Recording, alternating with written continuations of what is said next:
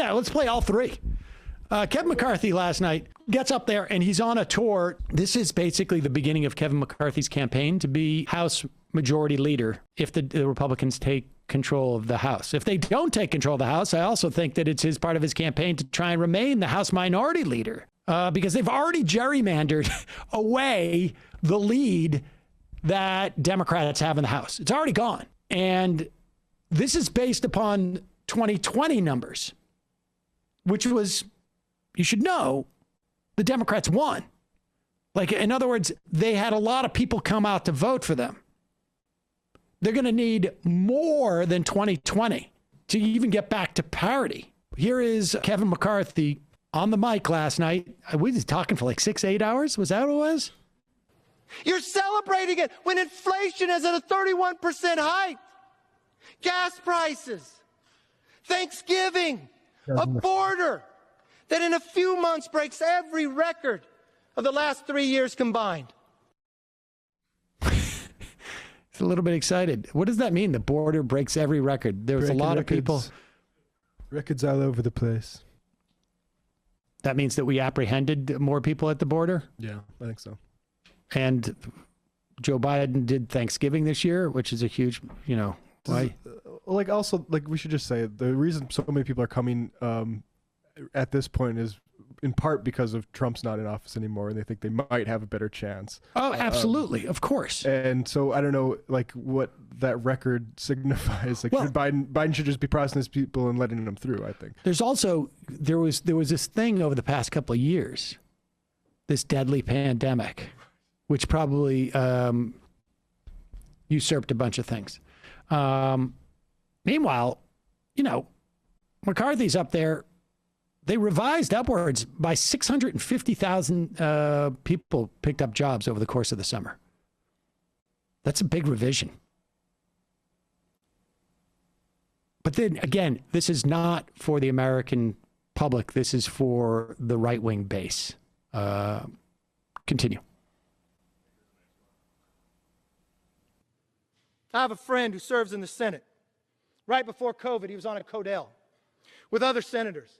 And he was sitting and having a communication, maybe you've experienced this as well, with a military general in the Chinese Communist Army. Talking about his experiences.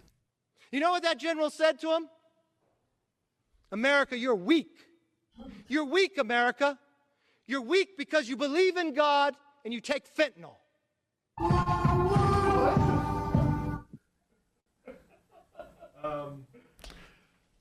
Well, let's just imagine, like, the senator that this Chinese general is.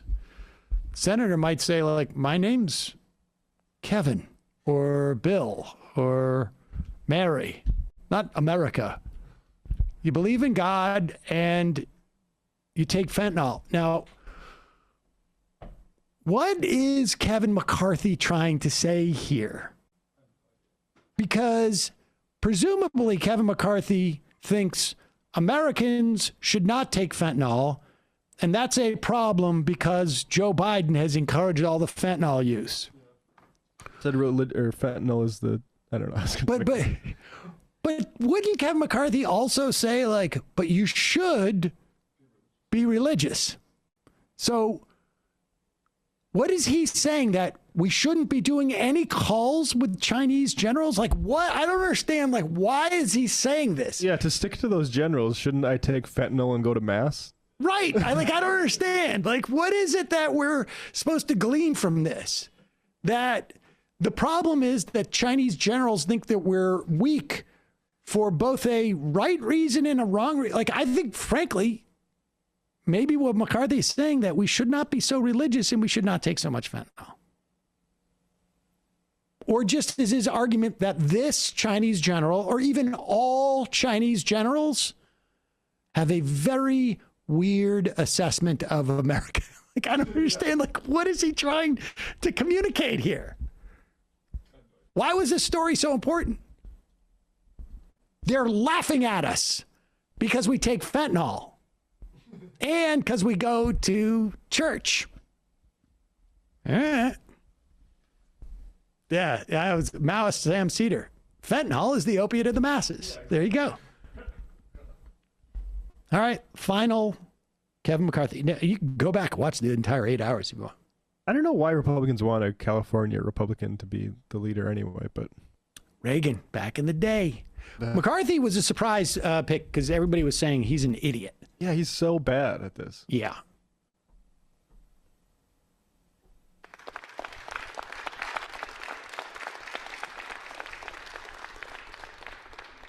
And I'll tell you, at night, I look at these two paintings, and I wonder in moments in time, what if Abraham Lincoln was not assassinated?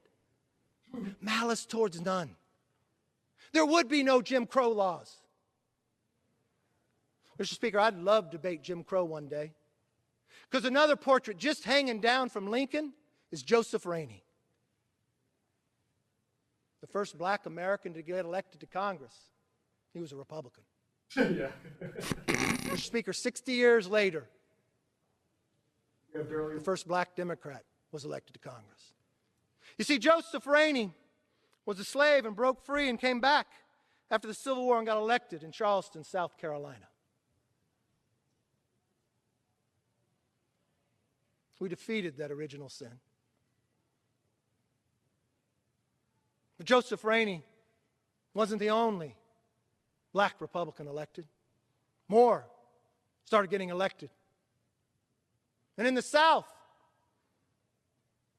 we had a competitive presidential election. The Democrats said they would recognize the Republican if they moved the federal troops out of the South. And when they did, Democrat won the states. And they enacted Jim Crow laws. One of the darkest moments in our history. Had Abraham Lincoln... Amazing. First off, he wants to debate Jim Crow laws. So he's saying about like, okay, so the first black American was a Republican. How many black Republicans are in the House right now? Well, I mean, two. On some level, I think that this is the thing I appreciate about this from McCarthy is that it gives us another opportunity to tell Americans a little bit of their history that they have completely unaware of. Abraham Lincoln was, in fact, a Republican. That is true. In fact, the radical Republicans, as they were called in the course of following the Civil War, instituted things like public school and were attempting to bring about a whole host of equal protection. I mean, of course, they had passed the 13th, 14th, 15th Amendments, but they would have been far more aggressive were it not for Johnson, who was a Democrat. And when black politicians, many of whom were Republicans, some of whom were progressives of the Progressive Party, took power in places like South Carolina, North Carolina, many states across the country. It was wealthy, maybe sometimes Democrats, probably landowners and former slave owners who orchestrated like essentially coups to throw people out. And Democrats throughout this time, they were known as Dixiecrats because they were mostly in the South, were incredibly racist, and they developed these Jim Crow laws, and the Supreme Court supported them, and restrictions on voting, to the point where you get into like the teens and 20s, and the number of KKK people in this country, like card carrying, only around 6-7% of the American population. Not even adult, I'm talking total population. Democrats remained this way until like the mid-60s, when the Democratic Party was big enough that they said, we can afford to lose a chunk of these Southern Dixiecrats. And they passed the Voting Rights Act and the Civil Rights Act, Medicare, Medicaid, and then they all became Republicans. And all those Republicans, over that time, there was a big sort of switch. There was also the Kennedy-Nixon thing with MLK being in prison, and the Kennedys made the call and Nixon didn't. Yep. And it's also interesting, like there's one thing that Lincoln did and those Republicans is they used state power to attack structural racism in the form of slavery. Yeah, I think if Lincoln would have survived, we would have done more in that fight. I don't think we would have completely finished it, but yeah, the killing of Lincoln and the restoration of racialized forms of labor coercion, I agree with Kevin McCarthy. It's a shame. It's sort of like, just imagine this. Let's just say that someone said, let's say the Colts won the Super Bowl. And somebody said, they used to be the Baltimore Colts, so Baltimore won. Well, wait a second. What about the Ravens? No. Or like if the Buccaneers win a championship now, it's like the Patriots still win it because it's Tom Brady still. Yeah, I mean, it's just like, it's amazing. It's so cynical and just plays off like this First grade level understanding of first history. grade level understanding of like, I like the name Republicans. It really is supposed to be about what the party supports and the policies. But yeah, in a way, John Wilkes Booth, as somebody in the comments says, was the first Rittenhouse. yeah, I imagine he was just the most famous at that time. There may have been some other ones. Yeah, there's a lot of Rittenhouses. But Yeah. In fact, he's, I mean, the idea of like, you've got people trying to garner rights for black people in this country, and the idea of an armed vigilante coming out and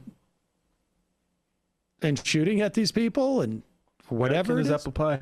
Yeah, I mean, this is Jesse James. A lot of people don't know, but the outlaw was basically this Confederate flunky who went around particularly targeting banks owned, especially if they were interracial bank owners or stuff like that. Like they were a white supremacist gang. I had no idea about that about Jesse James. There's a book. Maybe we'll get an author on that because it's very. Oh, interesting that's history. fascinating. I had no idea about that.